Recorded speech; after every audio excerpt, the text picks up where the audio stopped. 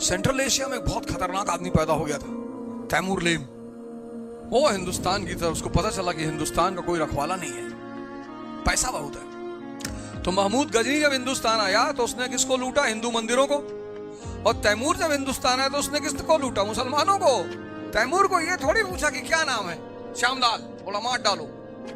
तुम्हारा? सलमान। अरे बोले अस्सलाम वालेकुम, छोड़ दो इसको। 1398 तैमूरलेन इंडिया आया, बड़ी तबाही मचाई उसने 1398 में, और सल्तनत को खत्म कर दिया उसने। एंड ऑफ दिल्ली सल्तनत। फिर वही वाली हाल हो गई, इकोनॉमी बच गई, एम्पायर खत्म हो गया।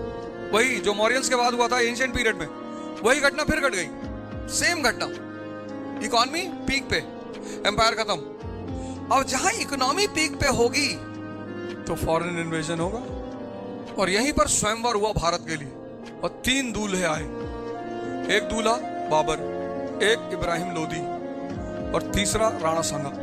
इसमें सबसे यंग जो था वो इब्राहिम लोदी था, 21 साल का लड़का। लेकिन जब भी सजदा किया करो ना तो मालिक से बस एक बात कहा करो कि तू इसको संभाल ले, मैं दुनिया संभाल लूंगा। सारा खेल यही है। तुमको लगता नहीं है कि सारा खेल यहाँ है, तुमको अभी एहसास नहीं है। जो हिंदू यहाँ चंदन लगाते हैं उसकी वजह यही है कि वो रिमेम्बरेंस में रहना चाहते हैं कि सारा खेल यहाँ है। भाई जिसने ओला उबर बनाया वो सोच ही तो रही होगी, जिसने ब्लिंकिट बनाया वो सोच ही तो रही होगी, वो उसने समय को पहचान लिया।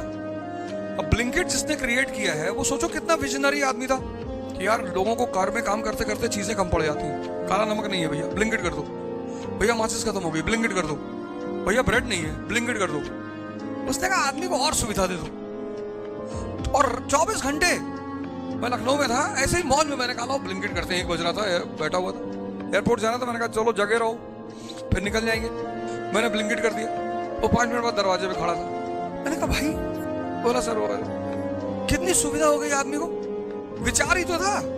इसीलिए एक लाइन है, an idea can change your life. वो सिम कार्ड नहीं